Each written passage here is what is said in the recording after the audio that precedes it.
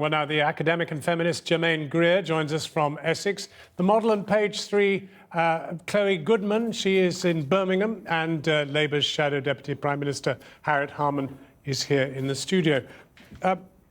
Germaine Greer, you must be over the moon. You've seen last of it. No, I've never actually been one of the people who thought of it as a major evil.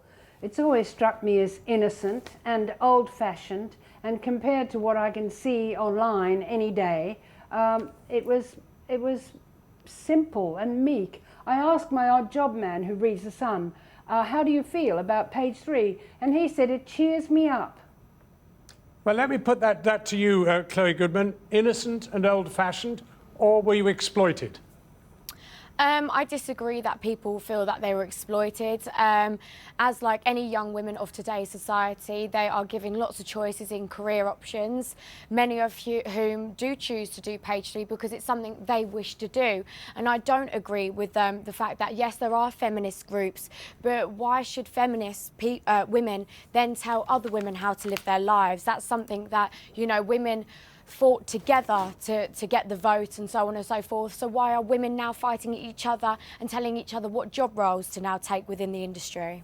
Well, it's quite a strong argument. What about you, Harriet Harman? Well, I don't think that I'm taking issue with the choices that young women are making, but what I am taking issue with is the editorial judgment of a newspaper. And the context of this is us arguing back decades, you know, led in great part by Germaine, that actually there were many things that were important about a woman, and actually it wasn't the most important thing about her that she was young, that she had sexual attractiveness to a man, and that's what was important about her. We were saying that actually a woman can do all sorts of different roles, and therefore focusing on her with nothing but her knickers, with her breasts showing in order to be sexually attractive to men, that did not represent the news about women. And I think in 100 years' time, if you look back at the newspapers in this country and you open up a newspaper and see women depicted as standing in their knickers with their breasts showing, what would you think about women's role in society? So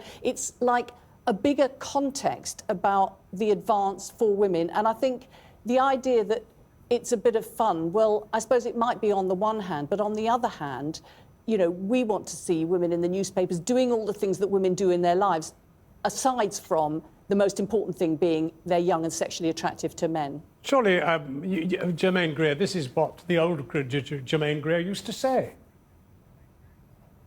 No, I never did say that. But the interesting thing to me right now is everyone's assuming that the only imagery of women in newspapers is page 3.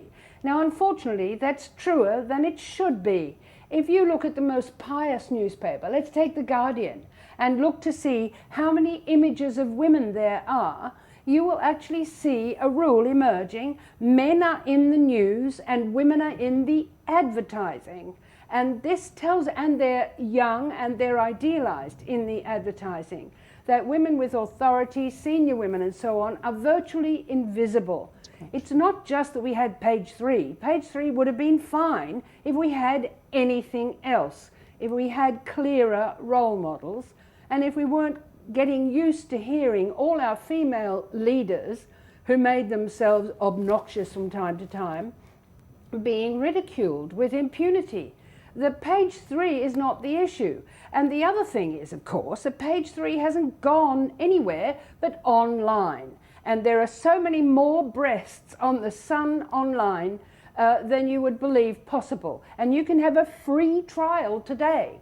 The Sun is trying out a change. I think it's trying to move its readership to the online version. I think that's hopeless. I think it will fail. But you can't assume that the women who were agitating against page 3 have won if The Sun doesn't tell you that. The Sun hasn't capitulated. There is no evidence. We're interpreting post hoc here as propter hoc, which is an elementary logic mistake, and we have to wait and see what happens next. This is a developing story. It's not over. Well, in truth, Chloe, you've gone online. I mean, you can go and pay the paywall and people can still see you if you pose again. Yeah, sure. I mean, I think nowadays, especially with the internet so greatly growing, I think page 3 going online, I think that's not really a bad idea at all. There are so much worse things on the internet nowadays that we need to be worried about other than page 3. And regarding back to the point of in 100 years' time, would we be proud that we turned the newspaper and saw page 3? What would we think of women?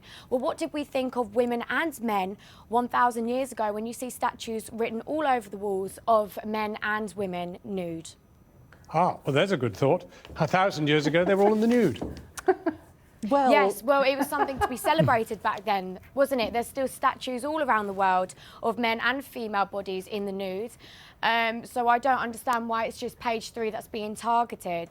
It's a rather good point. I mean, she is merely the present-day edition of Aphrodite in the nude in wherever it was. because this is about a newspaper, and I would agree with Germaine about this, is that actually the question is, what is valuable about women in society, and do you lose that value as you get older?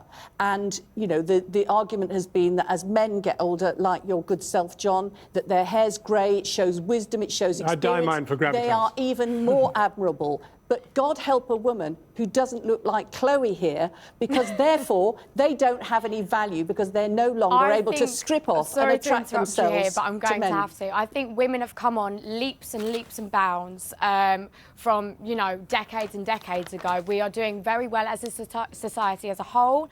I think there's more job roles that are being offered to women. So you can't just single out page 3 as being the reason why women are now being undervalued and using it as the sort of excuse as to why women aren't getting roles that they are wanting. Well, I don't think it's the reason, but I think it's an example of it. And of course, it's not the whole story, and we're just discussing it more generally.